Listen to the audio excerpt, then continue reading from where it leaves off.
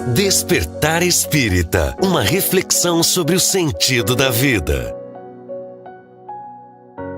Despertar Espírita está no ar, sempre com temas que possam trazer luz, informação, conforto, auxiliar na compreensão daquilo que estamos fazendo, o que estamos fazendo, para que estamos fazendo, qual é a nossa missão. Qual é a missão de nós que estamos aqui e a sua missão que tem nos acompanhado? E estamos aqui dispostos também a receber as suas perguntas, porque cada pergunta sempre vai enriquecer esse espaço. Sempre na companhia do Jorge Brandão, do Diógenes Chaves, da Márcia de Faux, e hoje com uma convidada especial, especialíssima, que eu vou esperar um pouquinho para anunciar, embora já tenha sido identificada por aqueles que a conhecem de há muito tempo. Mas vamos começar com o nosso roteiro tradicional, até chegarmos na nossa convidada especial de hoje. Jorge Brandão, de novo estamos trazendo para o programa de hoje um tema que já abordamos na edição anterior: obsessão, causas, graus, tipos, desdobramentos, prevenção. Jorge Brandão. É uma grande alegria, né, nós estarmos aqui mais uma vez reunidos, né, entre nós e com todos aqueles que nos prestigiam, nos dão a honra, né, de nos assistirem pelas diversas plataformas e pela TV Diário. Hoje, principalmente, esse privilégio, né, de nós termos aqui a doutora Norma, professora, uma grande figura na área do espiritismo, que ela trabalha apenas há mais de meio século com obsessão e desobsessão, né? Com a sua experiência, ela vem trazer para nós mais luz sobre esse tema de obsessão e desobsessão, num mundo que precisa muito de informação. E também dizendo que não foi o espiritismo que inventou a obsessão e a desobsessão. O espiritismo trouxe luz a esse tema e trouxe como nós lidarmos, a forma de como nós lidarmos com isso, tanto com o obsessor como obsidiado. Então hoje nós teremos essa grande alegria de ter a dona Norma nos dando luz a esse tema. Muito bem. Diógenes Chaves, dentro ainda do contexto da obsessão, né, para a gente começar a preparar esta participação especial da professora Norma Scherer. Seja bem-vinda, é um prazer ter conhecido a senhora, né? Eu não conhecia. Acho que a melhor forma da gente lidar com a obsessão é conhecendo a obsessão.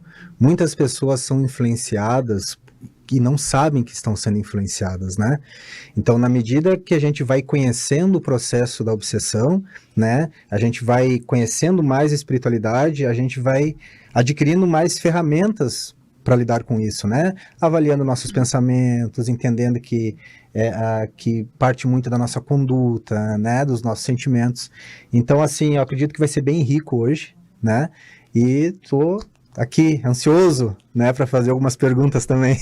A gente até fez uma brincadeira no início, né? Poxa, mas eu não vim preparado para comentar nada. Nós viemos só para perguntar, porque estamos diante de uma sumidade no assunto, né, dona Norma? Seja muito bem-vinda, é uma grata satisfação essa troca de experiência para nós também, de poder realmente compactuar dessas ideias, né, tão positivas que nos elucidam e muito, né, na caminhada evolutiva. Então, esse tema, como já foi abordado semana passada, iniciamos, mas deixamos para trabalhar ele de maneira mais aprofundada, talvez, nesse momento, porque surgiu a possibilidade da vinda da dona Norma. Não, então vamos deixar esse tema para a semana que vem, porque realmente teríamos muito a falar a respeito desse tema tão importante. E a influenciação, a obsessão, essa conexão entre mundo espiritual e mundo físico está estabelecido na Terra desde que o homem é homem, né? O próprio Kardec, lá no Livro dos Médiuns, coloca essa questão dessa maneira, nesse nível. Então, certamente, essa influência precisa ser identificada, né, acessada, estudada, para ver em que nível isso acontece, né, como é que a gente lida com essas questões, como é que se trabalham elas, né, o que ela pode representar na minha vida enquanto espírito encarnado, encarnado aqui, né? Como eu procedo diante de tudo isso? Toda influência que a gente recebe é boa? Toda influência que a gente recebe é ruim? Em que nível isso se estabelece e como acontece esses processos, né? E aí entra também a questão da obsessão especificamente, que é o que a gente vai tratar hoje. Um pouquinho mais. Muito bem. Eu gostaria só de complementar, dizer assim, que para mim, a dona Norma é uma referência na doutrina espírita. Ela está completando 90 anos, né? E o trabalho continua. Ela trabalha em desobsessão 2 vezes por semana, né, dona Norma? São 2 sessões semanais. Ela é incansável, inoxidável, a dona Norma. Então nós gostaríamos de começar pedindo para a dona Norma se apresentar, porque tem muita gente que fora de Santa Maria também, que não conhece, né? Claro. Que a dona Norma pudesse se apresentar para nós. Muito bem, à vontade. Pois não. Boa tarde a todos. Na verdade, eu tive a graça de nascer espírita. Eu tinha 4 anos de idade quando eu comecei a enxergar espíritos. Eu vi um espírito pela primeira vez quando eu tinha 4 anos de idade.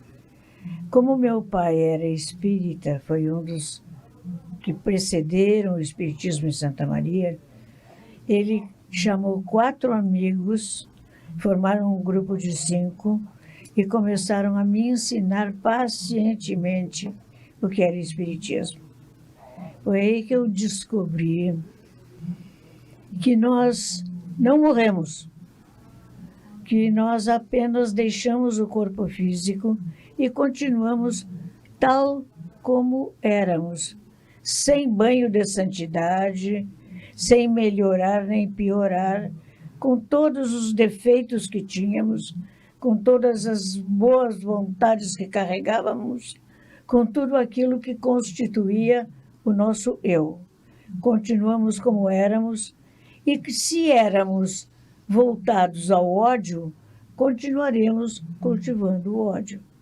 Então eu descobri que a obsessão é apenas uma questão de sintonia, é apenas uma questão de ligação espiritual, de afinidade.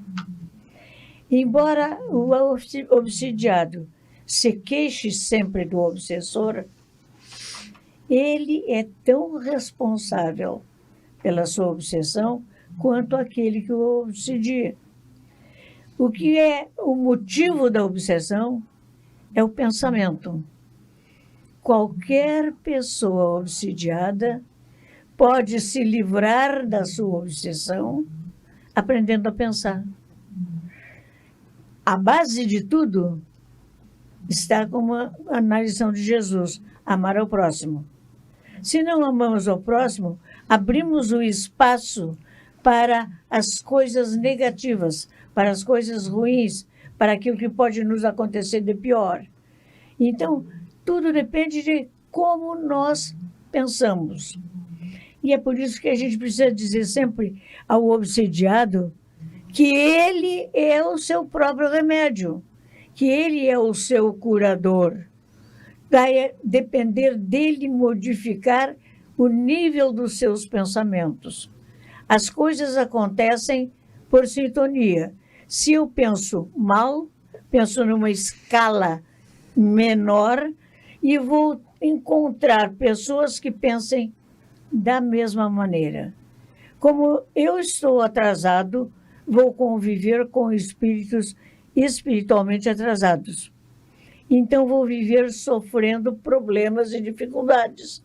Essas dificuldades que nós vemos hoje no mundo real são dificuldades que acontecem no plano espiritual porque nós continuamos os mesmos após a morte.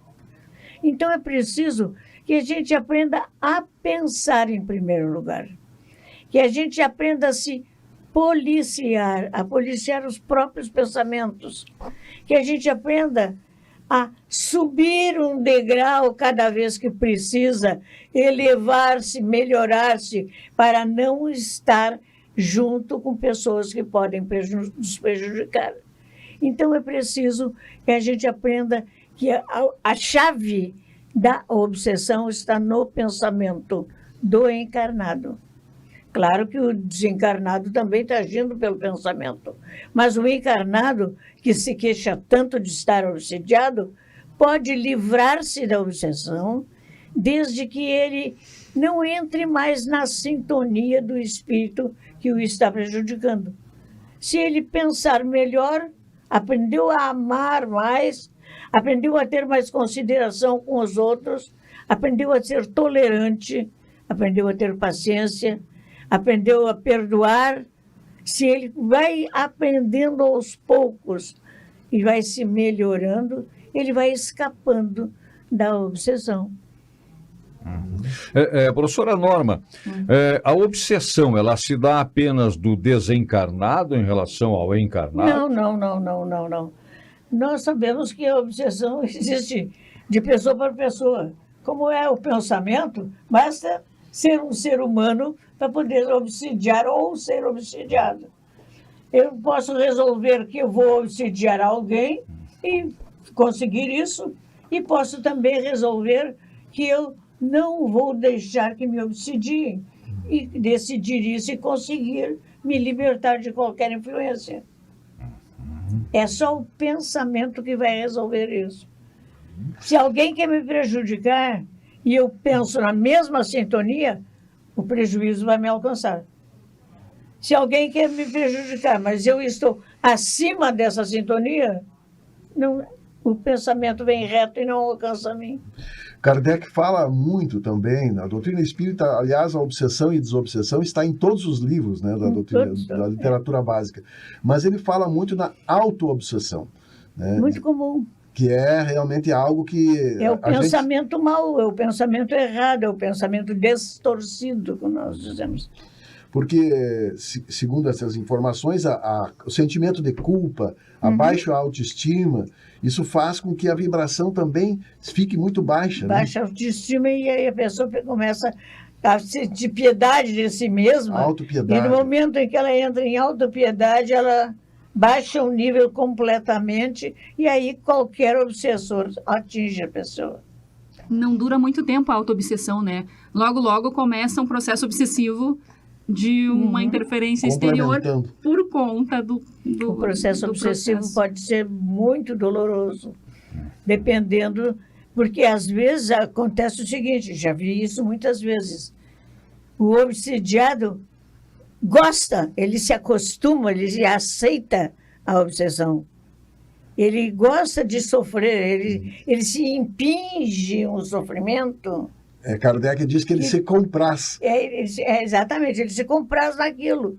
Ele tem autopiedade. Ele fica com uma pena de si mesmo, então quer sofrer mais para ter mais pena de si mesmo. E à medida que ele vai sofrendo, ele vai se tornando auto-obsessor. Ele vai se obsidiando a si mesmo só pelo pensamento. Às vezes a pessoa não tem nenhum espírito junto dela incomodando, mas ela está num processo obsessivo pessoal. E essa autopiedade ela é até potencializada depois pelo próprio obsessor, né? A pessoa fica com peninha de si mesma, morrendo de pena. Ai, porque eu sou mais infeliz que os outros, eu sofro mais. As pessoas não reconhecem como eu estou sofrendo. Então, aí, a auto-obsessão. A gente vê muito isso com pessoas que estão em depressão. Às vezes, o fato de estar em depressão... Isso, o fato de estar em depressão é uma forma da obsessão. A depressão geralmente é o primeiro passo. Porque é pensamento mal conduzido. Bom, a senhora tem muita experiência e tem muitas histórias, talvez, que possa nos relatar aqui para nós, né? E eu vou contar uma que aconteceu na nossa mesa mediúnica. Pode contar. De um caso de obsessão de encarnado para desencarnado. Né? Isso é comum também. De nós... Encarnado para desencarnado. Isso, daqui para lá. O espírito se manifestou, que ele estava com dependência, ele iniciou um processo de obsessão em alguns e começou a acompanhar encarnados que bebiam, que eram alcoolistas. Só que ele cansou e ele veio para nós falando que ele não conseguia mais sair, porque esses encarnados atraíam ele. É muito comum isso. Muito frequentemente o espírito diz que quer se libertar da criatura e não consegue, porque ele sai, mas é chamado. E é chamado como? Pelo pensamento. A pessoa sente falta de estar sofrendo. Parece incrível, mas é verdade. Ela está num processo mental de tal natureza que ela não consegue se sentir melhor. Quando ela se sente melhor, quando ela está livre da obsessão, ela acha que ainda não está merecendo a piedade dos outros. E para merecer a piedade, ela tem que sofrer. Então, ela chama o espírito obsessor. Muitas vezes acontece isso.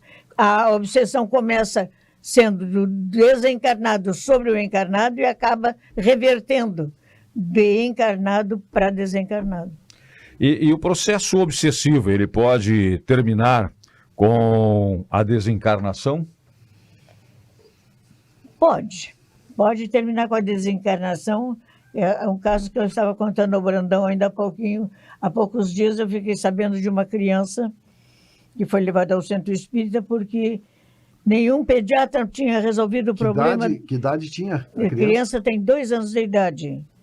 E um desespero de choro, não dorme, e a criança está definhando. Então levaram ao centro espírita. E se ficou sabendo que é um caso de obsessão desde a reencarnação.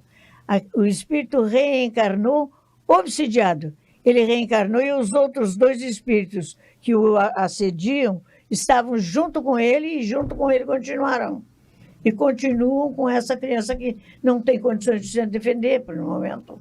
Sim. Então, é uma situação horrorosa. Quer dizer, realmente pode acontecer de levar ao desencarne. E no caso de uma criança, qual é a ajuda que se pode dar? E nesse caso do desencarne é suicídio, né? É um desencarne considerado como suicídio, porque o obsidiado aceitou, admitiu e alimentou, de certa forma, a obsessão. Mesmo a criança. Claro que a gente sabe que o espírito ele tem uma idade muito maior que a criança. Mas é interessante. Mas aí a casa espírita faz o seu papel, pode fazer, né? A casa espírita faz o seu papel. É a única possibilidade mesmo, porque é uma questão espiritual, então só a casa espírita é que pode resolver isso aí. E é um trabalho muito, muito importante das casas espíritas. É um trabalho muito difícil, muito importante, mas muito compensador, muito bom de ver, que a gente vai conversando com o espírito, de tal maneira que ele vai conseguindo enxergar o engano em que ele está metido. Né? Ele não faz por mal, muitas vezes. Ele apenas se sente infeliz. E como ele se sente infeliz, ele acha que ele tem que reagir a isso fazendo outros infelizes. E quando a gente consegue explicar a lei do retorno, quando a gente consegue explicar para o espírito que a paz vem só do bem e nunca do mal, aí ele, aos pouquinhos, ele vai se afastando do erro, se afastando do obsediado, e a gente consegue a vitória. E nos casos de vingança, de busca de vingança... Muito comum. Muito comum, né? O espírito não... Ele falta acreditar em Deus, ele acha que tem que fazer justiça com as próprias mãos, né? Ele acha que se ele não fizer, ninguém vai fazer por ele. É ele que tem que fazer, ele foi o agredido, ele tem que se tornar o agressor. Para ele é uma causa justa, né? Para ele é. Ele acha que a justiça é isso. Ele nunca vai dizer que é vingança, ele sempre vai dizer que é justiça. Para quem, né?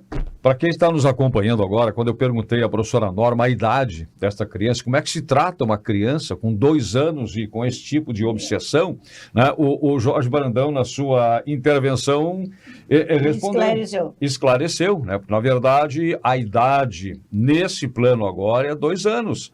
Mas de um espírito que já traz toda uma bagagem. Centenário. milenária. E essa vinda dessa criança nessas condições também há um acompanhamento espiritual. Ela não foi jogada ao léu num processo onde os pais terão que recepcionar e aquilo não tem solução, né? A gente sabe que o espiritismo ele está posto para nós em corpo de doutrina há não muito tempo. Como é que se tratava a obsessão antes do surgimento do espiritismo, antes da constituição de uma instituição espírita, de uma casa espírita, aonde não tínhamos ainda essa clareza de informação que hoje a doutrina nos possibilita de maneira mais aprofundada. E aí a gente começa a perceber que não é a doutrina espírita que é a solução para a desobsessão, para a obsessão, é o amor. O processo é de amor, é realmente o que a dona Norma coloca, uma transformação, uma ressignificação em todos os processos que se estabelecem na nossa vida, uma compreensão diferente de tudo. Lidar com aquela criança que às vezes, eu na condição de pai, vai me levar a um olhar diferenciado. Eu preciso ajudar meu filho. Alguma coisa está acontecendo. Às vezes eu vou quebrar paradigmas. Às vezes eu vou tirar algumas convicções engessadas que estão ali. Não, espiritismo não, casa espírita não. E vou abrir mão daqueles preconceitos por conta do amor, do cuidado ali. Eu preciso de ajuda. E eu não estou conseguindo encontrar onde eu estou. Eu preciso buscar outras informações, outras referências. E às vezes, quantos pais não chegam numa instituição espíritas? Católicos convictos, evangélicos convictos, dizendo, eu não entendo nada disso. Me ajudem com o que está acontecendo porque está fora da minha alçada. E aí vem realmente a espiritualidade atuando em todos esses processos para auxiliar. Posso trazer um caso breve aqui? Sim. É bem breve. Eu acompanhei um caso próximo a mim de um homem que ele estava sofrendo um processo obsessivo, só que no caso dele era bem característico, porque era sempre à noite, né? E era umas 2 vezes por semana. Mas ele entrava num processo de desrealização, de despersonalização. Depois ele voltava assim e não lembrava de nada. E ele chorava muito, muita angústia, chorava. Às vezes ele olhava atravessado para a esposa dele assim, com raiva. E algumas vezes me chamaram lá e eu fui, e isso é importante que eu gostaria que a senhora também explicasse. Quando a manifestação é em casa e as pessoas elas não têm um preparo e um conhecimento, eu acho que os únicos que conheciam um pouco sobre obsessão era eu e minha mãe. Então ali o que a gente fez? Uma oração, uma prece, era só o que a gente estava podendo fazer. E eu colocava a mão no olho dele assim e pedia para ele ficar ouvindo minha voz, né? E ele ficava concentrado na minha voz e em 20 segundos ele voltava a si. E assim, como proceder quando é em casa e as pessoas não estão preparadas? Falar com o espírito? Evocar? Trocar? Como é que a gente lida com isso?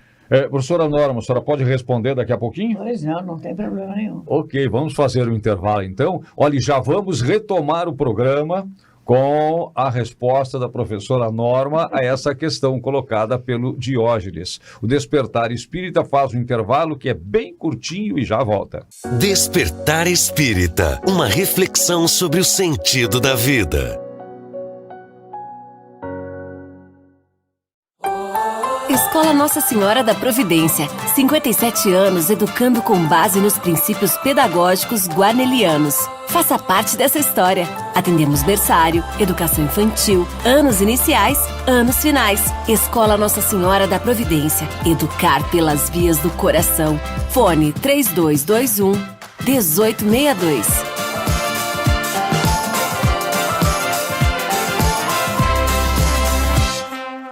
So darling, take my hand, you got to understand, I don't wanna just be friends.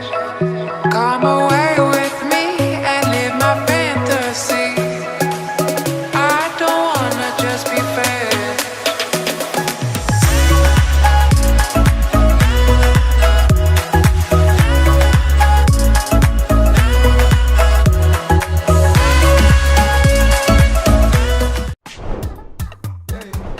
Chegou o Clube D+, o clube de vantagens do assinante do Grupo Diário. Nele, você tem muito mais descontos em restaurantes, lojas, cinemas, academias, farmácias e muito mais. Vencer mais. Assine agora pelo WhatsApp 55-3213-7272 ou pelo site do Diário. Clube D+, muito mais vantagens para você. Aos 28 anos, a Della Páscoa Engenharia segue sua trajetória com a missão de oferecer serviços de excelência aos seus clientes, apresentando soluções que possam melhorar a qualidade de vida das pessoas, encurtando distâncias e contribuindo para o desenvolvimento social e econômico de nossa região, através da infraestrutura, tecnologia e sustentabilidade. Della Páscoa Engenharia, há 28 anos transformando a cidade e região. A rede de postos DSL completa 7 anos com combustível de qualidade Santa Lúcia. Unidades modernas, estrutura e serviços para atender com conforto, agilidade e excelência. Para quem é fiel DSL, a rede oferece o aplicativo Postos DSL. Com ele, os clientes têm desconto no combustível e participam das promoções e programa de pontos para a troca de brindes e produtos da loja. Postos DSL Santa Lúcia, agora com 7 endereços em Santa Maria.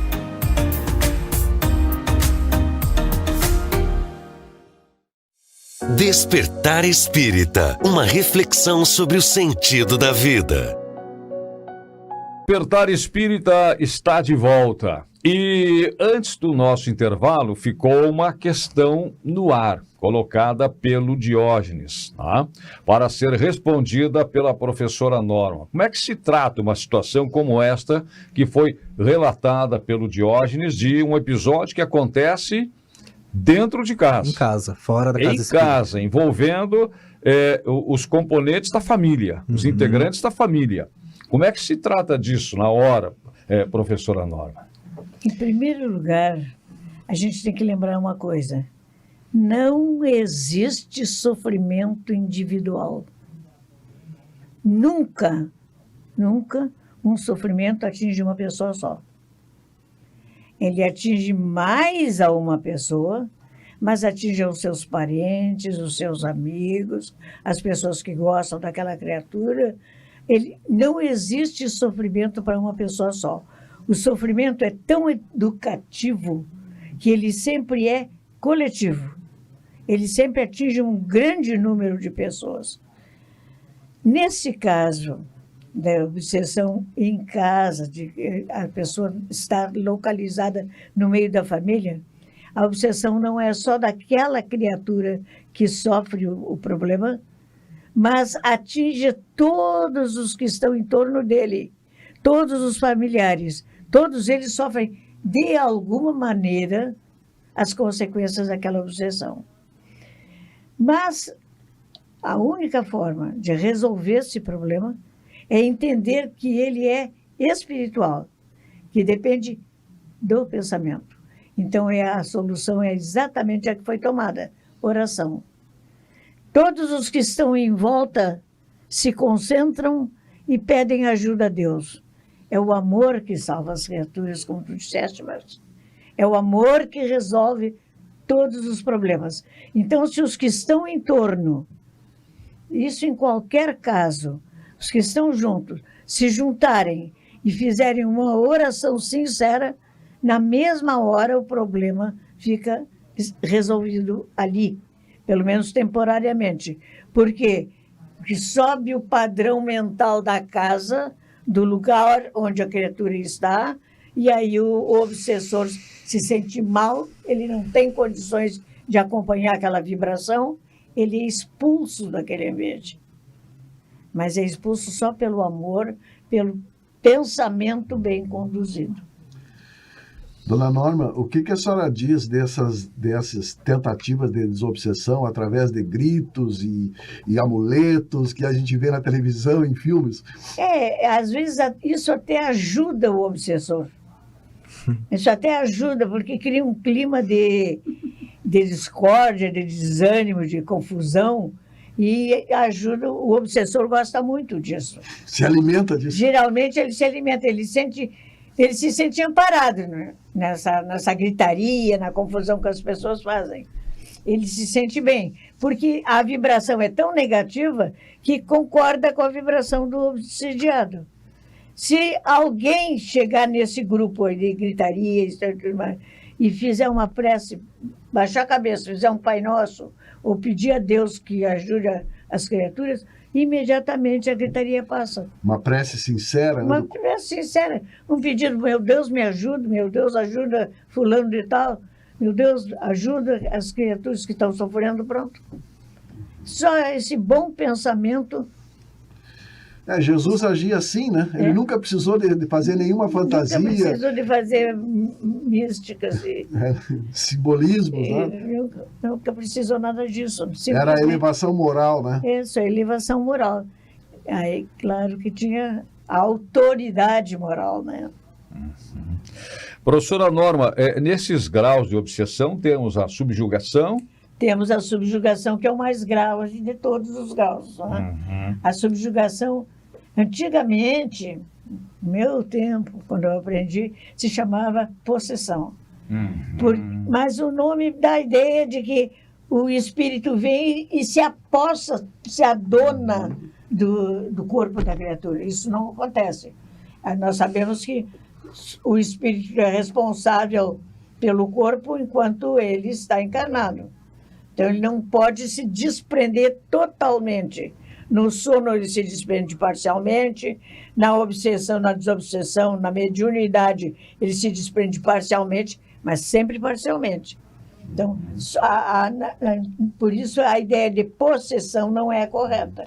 Hoje chamamos subjugação. Inclusive, Kardec, no livro Obras Póstumas, né, que foi um livro escrito após o desencarne de Kardec, mas trazia todas as observações dele, ele já trata a possessão como subjugação. Subjugação, é uma subjugação. Inclusive, ele cita um exemplo... É um caso muito grave. Ele cita um exemplo aqui no livro que eu achei muito interessante, de um encarnado que andava na rua e quando passava por uma mulher bonita, ele se ajoelhava e pedia em casamento.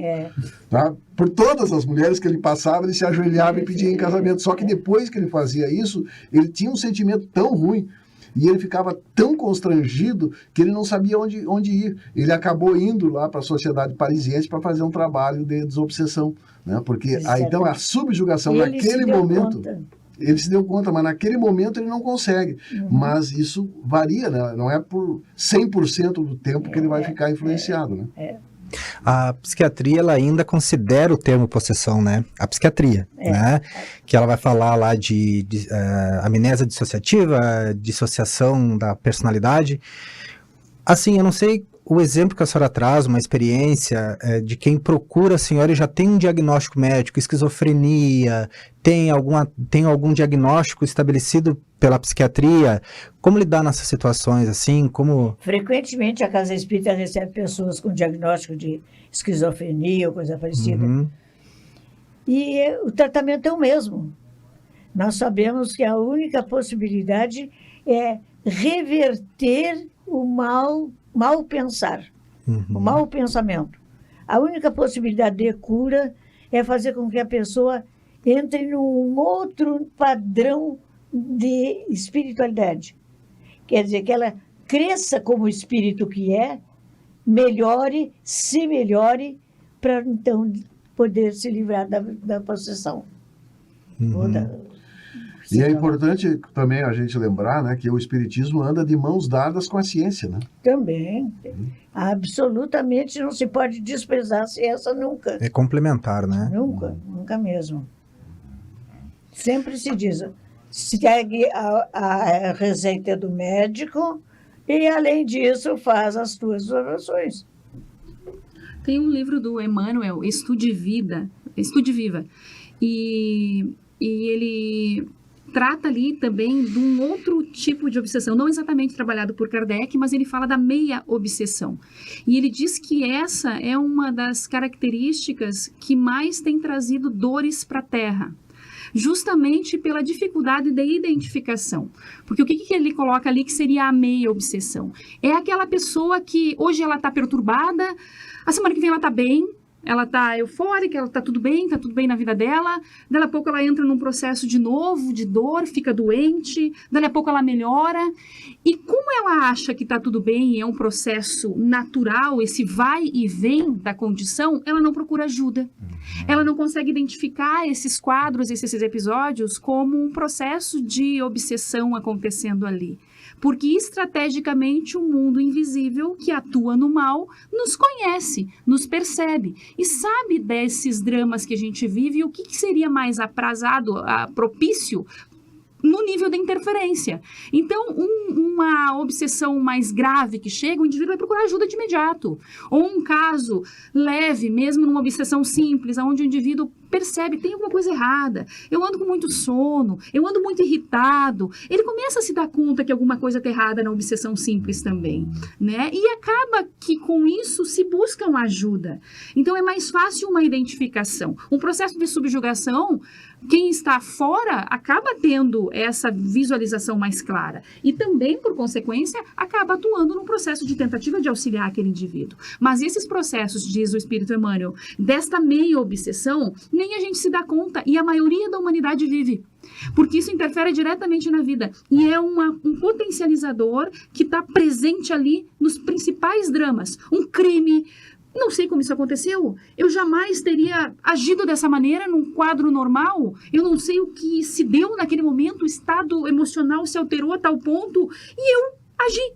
E as pessoas não se dão conta, às vezes, das atitudes que tem nesses quadros quando irrompe um processo de obsessão e depois cessa. E depois, de novo, volta a estar presente e realmente é algo que precisa a nossa vigilância. Uma mudança comportamental, uma observação em todos os processos da nossa vida, para que a gente não entre nesses episódios sem se dar conta. É aonde a espiritualidade inferior tem passado a rasteira. Sim, por isso é importante, né, o autoconhecimento e a reforma íntima, né? Muito importante que se trabalhe isso. E Kardec já falava, eu lhe pergunto, dona Norma, ele já falava em influenciação, obsessão coletiva. Será que o materialismo hoje é uma obsessão coletiva? De certa forma é. Porque é um grau de evolução, né? É característica de um grau de evolução. Então é uma obsessão coletiva, certamente, com toda certeza. E o vazio existencial pode surgir aí como um sintoma, né? Sintoma. Por isso que a nossa querida doutrina traz esse sentido maior para a vida, né? Que faz com que a gente... O maior incentivo é esse, é aprender a pensar. Pensa para o bem, pensa no bem, pensa pelo bem. E tudo dá certo. A vida transcorre tranquila. Agora, no momento em que a gente deixa de pensar no bem e deseja o mal de alguém, desce um degrau e aí começa... E a gente é provocado nesse mundo, né? Muitas vezes vem notícias falando mal de alguém e a gente alimenta esse tipo de informação. Isso que também é muito grave, né? Exatamente. Ninguém fere ninguém sem se ferir também, né? Ninguém fere ninguém sem se ferir também. Não. Nós somos responsáveis por tudo que fazemos, né? E principalmente pelo que pensamos. É verdade. Nós somos responsáveis. Acontece também da pessoa que está sendo obsediada não ser o alvo direto do obsessor, e sim por tabela, né? Por tabela, atingir o filho para alcançar a mãe, para alcançar a mãe, o pai, para alcançar o tio. Não. Vai no mais frágil. E às vezes nem é um quadro de obsessão direta, porque o ser humano é inteligente, ele é mau, mas é inteligente. Pode usar mal. Eles estudam lá também. Eles estudam lá também. Eles se organizam, se articulam, né? André Luiz cita na literatura, acho que Entre Dois Mundos, o obsessor, quando ele quer atingir alguém, ele estuda aquela pessoa, às vezes durante meses. E ele descobre os principais defeitos que aquele obsidiado nem sabe ainda que tem. É verdade. E ele começa a estimular isso, né? E aproximar pessoas que possam provocar aqueles defeitos. Por isso é importante, né, o autoconhecimento, né? É um assédio espiritual, né? O Divaldo tem uma história, o Espírito Ignato, numa obra que Divaldo psicografou, ele conta um caso ali, que determinado orador, um grande orador, ia fazer uma palestra, uma exposição em determinada cidade, e aí se dá para perceber ali que era Divaldo, né, que estava indo fazer essa exposição. E aí, quando ele chega, ele iria até uma cidade vizinha e depois quem iria recepcioná-lo iria buscá-lo nessa cidade vizinha. Quando ele chega nessa cidade vizinha, aguardando, né, os anfitriões, o anfitrião envia o filho dele para buscar Divaldo, porque, em princípio, ele não conseguiria estar presente. Então, chega o filho e diz, eu vim te buscar, eu sou filho de fulano de tal, né, ele não pôde vir e eu vim para levá-lo. E aí, eles entram no carro para se dirigir para a cidade. aonde a exposição aconteceria, e entra o orador, o filho e mais 1 ou 2 amigos dele que tinham vindo junto para buscá-lo. E durante o trajeto, né, é relatado ali que esses jovens eles eram totalmente desconectados da proposta espiritual. Eles estavam ali numa conversação um pouco mais chula, risadas, né, brincadeiras mais inapropriadas para o momento diante daquele instante onde, às vezes, até no trajeto, o orador está se preparando mentalmente para a exposição, enfim. Então, naquele processo todo, o orador consegue visualizar entidades espirituais tenebrosas que apareceram ali, dizendo para ele, eu vou te matar. Hoje você morre, nós vamos matar todo mundo aqui e você vem junto. E ele, percebendo aquele assédio espiritual que estava se estabelecendo ali, não eram obsessores dele, né? Talvez nem fossem obsessores dos jovens, eram contrários à causa, eram contrários à tarefa. E isso acontece muito. Então, naquele momento, ele percebendo aquele assédio, ele começa a orar, começa a entrar numa sintonia melhor, mas não consegue interferir aquele episódio. E as entidades estavam conectadas com as mentes que estavam no volante. E o que fazer? Então, ele diz, pare o carro que eu vou descer aqui. Ele estava na rua, na autopista. Né? Não, mas eu tenho que levá-lo, meu pai... Não, você para e diga para o seu pai que eu preciso parar aqui, precisei parar aqui, pode dizer para ele que eu precisava ficar, que eu solicitei que você parasse. Eles entram numa discussão ali leve de ideias nesse sentido, mas Divaldo fica na estrada, pega a sua malinha e fica ali. Quando ele fica na estrada, os obsessores que estavam com eles naquele momento ali, chegam para ele assim... Você não podia ter descido, né? Hoje você vai morrer. E Divaldo diz que entra num processo estranho, ele resvala, e tinha uma vala, ele cai naquela vala. Ele cai ali, se machuca, se raspa todo, junta a mala, volta para a estrada, faz sinal para quem está vindo, vinha um caminhão. O caminhão para na estrada, e ele diz, o senhor está indo para a cidade tal, ou perto? Tô indo para lá, entre aí que eu levo. E aí ele entra. E aí o caminhoneiro, naquele momento, eu tô indo para assistir a palestra de fulano de tal. Pois então, fulano de tal sou eu. Então vamos para o mesmo lugar. E aí ali começa uma conversação saudável, e Divaldo consegue se refazer naquele momento, né? E o clima melhora, e aquelas entidades não conseguiram mais penetrar no pensamento do Divaldo, porque mudou o nível vibratório naquele instante. Então isso muito acontece também. Muitas vezes, nem sempre é um processo obsessivo que está posto ali, mas esse assédio espiritual acontece aqui e acolá, como vocês colocam, justamente, às vezes não tem nada a ver com a gente. Às vezes nem é conosco o processo ou com a outra pessoa diretamente. É pela tarefa em si que se realiza. É pela causa. Ele defende a causa tal, eu não gosto da causa tal, então essas entidades acabam se vinculando no processo. O trabalho de despertar consciência não agrada muito a espiritualidade inferior. Então, há que se preparar, né, dona Norma? Quem trabalha com isso tem que estar preparado, né? Tem uma história que eu conheço muito interessante sobre isso. Aqui na universidade tinha um rapaz, no curso de engenharia elétrica, que morava sozinho num apartamento. Ele não era daqui, estava estudando aqui.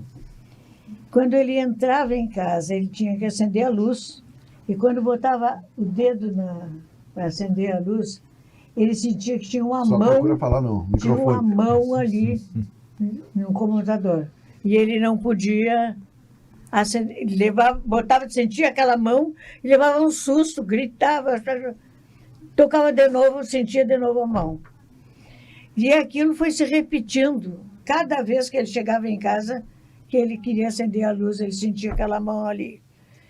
Um dia, ele contou na universidade para os colegas, e 2 colegas foram junto com ele. Vamos nós 3, vamos ver se para nós. Botaram a mão, não, acendiam a luz normalmente, sem nenhum problema. Não tem mão nenhuma. Quando ele botava, ele sentia. Aí meu filho chega, mãe, ó, tem esse caso assim, o cara está desesperado, apavorado, porque ele não pode mais entrar em casa. Ele entra em casa e sabe que tem uma mão ali. Se tem a mão, tem uma pessoa, como é que é? Aí ele foi procurar um centro espírita. Procurou um centro espírita e disseram para ele, olha, não é ainda um caso de obsessão. É apenas um susto, como eles dizem, que eles querem te dar. Mas isso é para chamar a atenção para a tua possibilidade de usares as tuas mãos para coisas mais úteis, de repensar a tua vida de maneira que tu possa encaminhar as coisas de forma melhor. Hoje o rapaz é palestrante espírita. Olha aí. Olha. Era um chamamento que ele não tinha percebido ainda. Mas Kardec fala, né, que uma muitas pré-obsessão, como tu vezes, acha. que muitas vezes a obsessão que nós falamos aqui da amiga dor, né?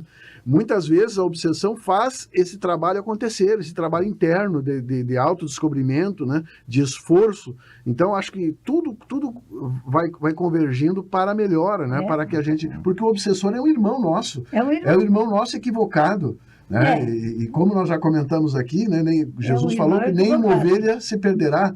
Então, ele vai acabar também encontrando o caminho, né? Por isso que esses nós... A partir daí, a gente pensa, se ele é um irmão equivocado, ele precisa de amor, não é de ódio, de vingança, de aprisionamento. Tratos, né? Porque o ódio só aperta o nó. E o amor desata. Claro. Né? Ele está equivocado, ele tem que ser instruído, ajudado. No livro também tem um outro fato que eu gostaria que a senhora comentasse. No livro de Diálogo com as Sombras, Hermínio Miranda fala que ele entrou em contato com muitos ex-obsessores que se arrependeram e conseguiram se convencer que aquele caminho era equivocado e que eles estavam tentando levar companheiros de trabalhos obsessivos para centros espíritas. Mas eles estavam tendo muita dificuldade, porque num grande número de centros espíritas havia falta de fraternidade e também muita ironia, né? Então a responsabilidade de quem trabalha com desobsessão é muito grande, né? É verdade, certamente é. O problema é que nós todos somos humanos, né? Estamos todos em evolução. Nós também estamos atrasados, senão não estaríamos num mundo de expiação e prova. Então, como nós somos atrasados, nós temos certa dificuldade para lidar com esse amor mais elevado, com esse sentimento mais nobre, mais puro, mais cristão. Então, realmente, nós ainda deixamos a desejar. Mas a boa vontade supre muita coisa. Porque o espiritismo é cristão, né? Claro que é. Cristão. Professora Norma, amor em primeiro lugar. E a fascinação? A fascinação é apenas o grau intermediário entre a obsessão comum, simples, fácil e a subjugação. É um grau intermediário, é um momento em que a obsessão se torna grave. Já é um momento em que ela é uma coisa grave. Na fascinação, o obsidiado se convence de que não é obsidiado. Ele se convence de que ele tem uma outra natureza e que essa natureza é superior, é melhor, é mais elevada. Ele está tão convencido de que o mal que ele faz está certo que ele não consegue enxergar mais nada.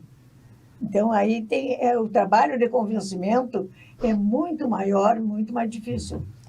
E todo médium que faz um trabalho importante, como, por exemplo, as curas, ou mesmo a desobsessão, nós temos visto muitos casos, né, de fascinação, né? Tem. E que se perde um trabalho maravilhoso através... Na casa espírita isso é comum. É comum. É verdade. O Jorge de la Relle conta um caso justamente nesse sentido. Chegou uma jovem na casa espírita trazendo um monte de psicografia para ele, que ela psicografava em casa e queria que ele avaliasse.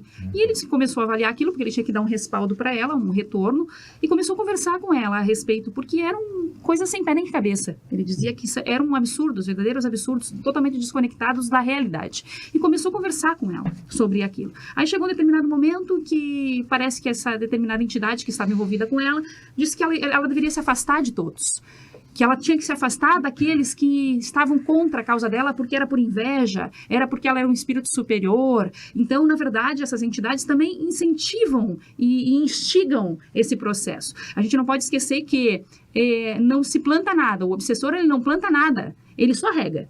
Ele só rega, tá na gente. As nossas vaidades, né, o nosso interesse pessoal, tudo isso é potencializado com um agente externo que se estabelece ali e começa. Um processo de fascinação, ele não nasce com uma fascinação. Ele começa com as pequenas seduções. Num processo simples que se estabelece, a conexão vai acontecendo e simplesmente acontece. Porque permitimos isso, né? Então, naquele caso ali, tentando dissuadir a moça daquele pensamento e auxiliá-la em todos os processos que a casa possibilitava, que a doutrina nos possibilita, ela rejeitando tudo aquilo, chegou um determinado momento, ela diz, eu não virei mais, a próxima semana eu não estarei mais aqui, mas por quê? O que vai acontecer? Eu vou morrer, eu vou desencarnar.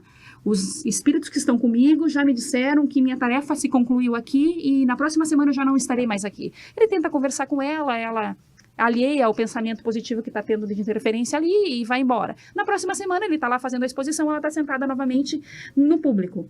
Então, ao final, ele fica aguardando para ver se ela vem conversar e ela vem. E aí, então, o que aconteceu? E as ideias? E não se cumpriu, então?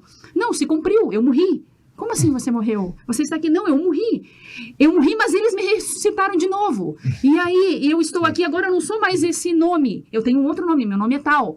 E ela entrou naquele processo tão grave de nova personalidade que se estabelece ali, ao ponto de que o agente externo já estava no comando, praticamente, de todos os seus pensamentos, para ver o nível da gravidade que pode se estabelecer realmente um processo de fascinação. Chico sempre falava, né, que os obsessores podem até ser maus, mas eles são muito educados, eles só entram se a porta estiver aberta. Verdade. É bem isso. Porque é sintonia, né? E aí, para manter a porta fechada, qual é a recomendação? Elevado. É o pensamento que abre e fecha a porta. É a força do pensamento sempre. Fora do amor não há evolução. É, exatamente. É claro que o pensamento elevado decorre de sentimento elevado, né? O sentimento elevado faz com que o pensamento seja mais elevado, mais leve, mais rarefeito. Então, amar o próximo é a solução. E lembrar sempre, né, que nós nunca estamos desprotegidos, né, dona Norma? Nós todos temos um anjo da guarda, o nosso mentor, que nos ajuda também, né? É só a gente lembrar de fazer prece. Aquela história de que chegará um momento em que nós não teremos religião. O amor é a religião. O amor que Jesus ensinou, o verdadeiro, esse é a religião universal. Aliás, ele não criou nenhuma religião, Não criou, mas ensinou o amor. No encontro Deu um exemplo, né? Sim. No encontro de jovens, certa vez eu vi uma evangelizadora falar para uma jovem assim: se tu não estiver se sentindo bem, pega o evangelho e leia. Abra a casa e leia. Aí ela disse assim: mas eu nunca consigo ler. Eu tô tão apavorada e desesperada que eu não consigo nem ler o que tem que ler. Delas, não importa, pega igual. O que ela estava dizendo? Ela estava dizendo que precisa de uma ponte. Precisa de uma mão um pouquinho erguida assim para poder eles virem e ajudar. Fazer a ligação. Tem, né? Um primeiro passo. Não, pega o evangelho igual. Pelo menos pega. Vai demonstrar um pouquinho de vontade de que tu está precisando de ajuda. Fazer diferente, né? Para ter um resultado diferente, senão não tem. A Cabala tem uma frase que diz que as grandes almas, elas não se caracterizam pelas grandes coisas que elas fazem. As grandes almas, de fato, se caracterizam pela grandeza que se coloca nas pequenas coisas que elas fazem. Vai dar um banho no filho com mais amor que tu possa dar. Vai preparar o alimento com mais simplicidade, harmonia que se possa. Ao entrar em casa, o abraço, o olhar, o sorriso para as pessoas que estão ali. Essa mudança comportamental. Não está conseguindo pensar, não está conseguindo ler? Coloca uma música, cheio de música espírita hoje no YouTube. Fácil de colocar. Deixa rodar. Dali a pouco cantarola junto, né? Vai vibrando dentro daquilo que se possa fazer, dentro daquilo que a gente tem de ferramenta para fazer. E vai mudando esse quadro vibratório, para que o resultado seja diferente. Porque às vezes a gente quer a solução, tira esses obsessores daqui, tira esses espíritos daqui, eu quero minha vida de volta, mas a gente não se motiva a fazer nada diferente. O resultado vai ser sempre o mesmo. Aliás, as grandes almas, né, segundo mesmo a doutrina espírita, têm em comum a humildade e a disciplina. É verdade. Falando em disciplina, nosso tempo está terminando. Vamos pedir para a dona Norma, né? Isso, boa sugestão. Então, vamos pedir para a professora Norma deixar a mensagem de encerramento em mais essa edição do nosso Despertar Espírita. Uma mensagem para todos aqueles que estão conosco, para nós também, para fortalecer o nosso trabalho ainda. Acredito que a mensagem tem que ser sempre amor. Acredito que, antes de tudo, acima de tudo, em primeiríssimo lugar, nós estamos necessitados de aprender a amar o nosso próximo. Começar pelas pequenas coisas, pelo perdão das ofensas, pelo perdão das coisas que nos desagradam, pelo desejo de tentar entender a atitude daquele que nos magoou, pelo desejo sincero de tentar compreender para não precisar perdoar. Compreender mais do que qualquer coisa. Olhar o cidadão como ele é, olhar o nosso irmão como irmão. E ter nessa atitude de um olhar fraterno, de um olhar sincero, de um olhar amigo, encontrar o caminho para Deus e pedir a Deus por aqueles que nos ofendem, que nos machucam, que nos maltratam, por aqueles que podem se tornar nossos obsessores ou de quem talvez queiramos nos tornar obsessores. Nós sabemos que tudo se resolve com base no amor fraterno.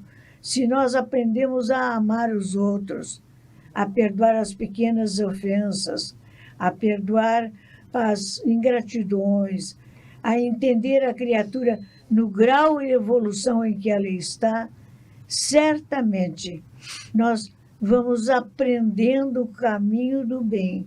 E o caminho do bem é sempre cheio de luz. Despertar Espírita nesta edição termina aqui, mas a vida continua, nesta e em outras dimensões. Até o nosso próximo encontro. Olá, amigos. Meu nome é Carlos e hoje venho convidá-los a conhecer a Associação Espírita Luz e Trabalho Leão Denis. Nossa casa tem 54 anos e é federada à Federação Espírita do Rio Grande do Sul. Aqui, além de conhecer e estudar a doutrina espírita, você poderá receber passes. Nossa evangelização atende bebês até jovens de 21 anos. Desenvolvemos 2 projetos destinados a famílias de baixa renda. O projeto Cantinho do Pão, onde as mães aprendem a fazer salgados e doces que podem gerar renda adicional. E o projeto Reeducar, onde entregamos alimentos e evangelização a mais de 40 crianças do nosso bairro. São 2 grupos de estudos disponíveis, presencial aos sábados, das 13h45 às 14h45, e online toda terça-feira, das 20 horas às 21h30. Nosso endereço é na Rua Equador, 271 em Camobi. Maiores informações pelo telefone 559-9645-8118.